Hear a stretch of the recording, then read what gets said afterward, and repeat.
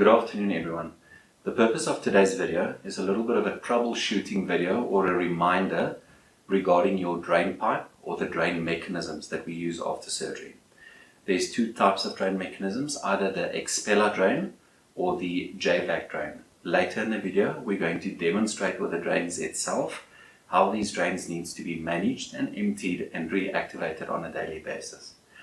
What this basically means, when I discharge you, I will show you how to work your drain, and you need to once a day, on a daily basis, empty your drain, measure the content of the drain, and reactivate the mechanism of both your drains. Please remember, it is absolutely essential that your drain is functional every day.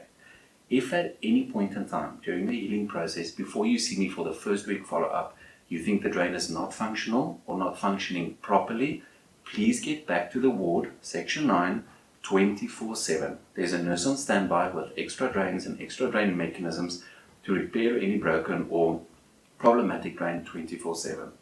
Please remember to work your drain every day. This is basically your only responsibility regarding the drain. We're going to go down now to the wound care clinic where they will demonstrate to you exactly how to work this mechanism and how to activate it on a daily basis. Thank you. Bye-bye. Okay, so this is what is, you see it's written there, it says suction, and then on the other side it says empty. We have a small little arrow there. The arrow is always in suction. We only move the arrow when we want to empty it out. And then we have this white plunger here. The plunger is always at the top.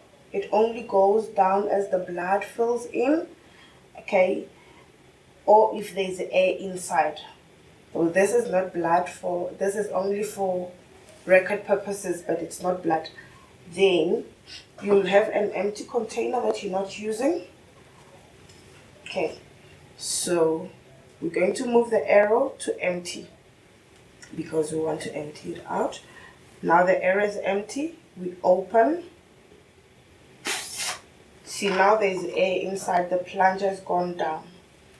Okay, then into your container, we're going to empty out. So how to empty out? You roll this up. As you roll it up, the plunger will be pushing the fluid out. You roll it up till the top. Now that it's at the top,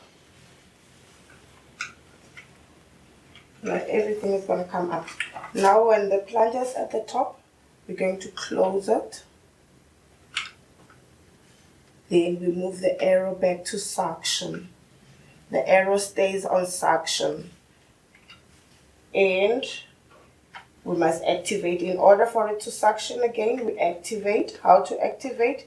You roll this down till the end. It stays at the bottom always. It only goes up when we want to empty. When we're done emptying it out, it goes back to the bottom. It stays at the bottom and the arrow is always on suction. Make sure the plunger is at the top. It only goes down as the blood fills in or if there's air inside. Okay, we have a small little arrow here. The arrow is always on suction. We only move the arrow when we want to empty the drain out. There, now it's on empty. Then we also have a white plunger there. The plunger is always at the top. It only goes down as the blood fills in or if there's air inside. Now that we want to empty it out, we open. Now you see the plunger has gone out down because there's air inside. Then how to empty? You go into your container, you roll this up. As you roll this up, the plunger is pushing the fluid out. You roll it up till the top until you can't roll it anymore. Then, when we're done, we close it and move the arrow back to suction. And you activate the drain. How to activate? You roll this down till the end. It stays there at the bottom always. It only goes up when we want to empty, but it stays there at the bottom. And the arrow is always on suction.